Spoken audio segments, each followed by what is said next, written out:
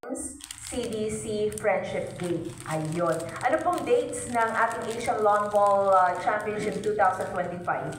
Mag-start po siya na darating and official practice po nila is April 27 and opening ceremony po sa April 28 at matatapos naman po siya sa May 4. So far, nakapag-confirm na po ang 12 countries. Wow, 12. How many member countries ba when you say Asian Lawn Ball?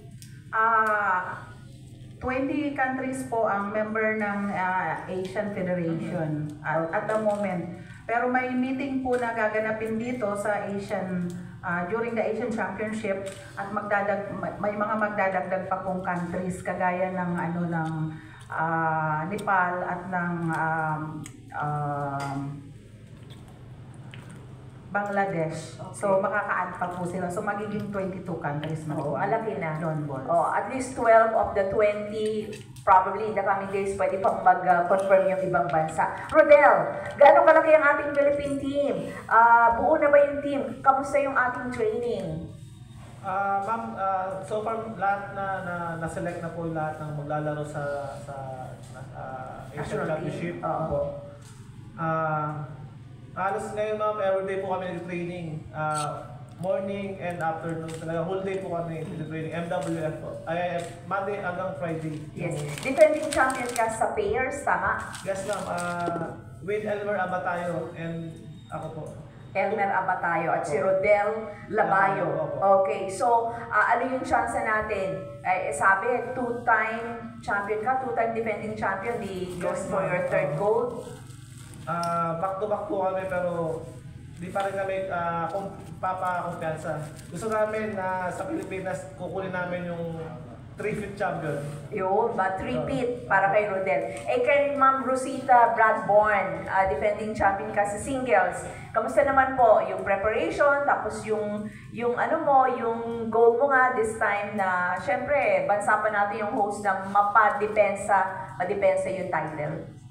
Opo, ma'am. First time ko nga naka-gold last year sa Asian Championship. Okay. Sa single po yun. Pero palagi naman po ako nasa final. Pero first time po nga nakuha ako. So, kailangan focus lang po para makuha ko ulit yung depending po. So, Title. Opo. So, yung training po. Focus lang po. Yan lang. Yes. How big ba yung competition, Ma'am Ronaldine? Let's say in singles, usually, how big is the draw? Draw din ba yan? Paano?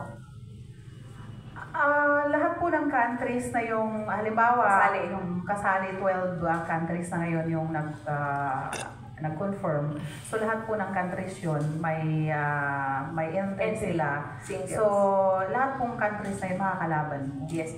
Isang bansa, isang entry lang sa singles, yes, isang entry lang sa... okay. So medyo mabilis din. Tapos single round elimination, tapos knockout round na? Yes po. So yung 3 days po ng first competition will be the pairs and triples event. So 5 lang po yung players ng each country. So 5 lalaki, 5 babae. So ang una pong event is pairs and triples. So after 3 days, maglalaro naman ang single and fours.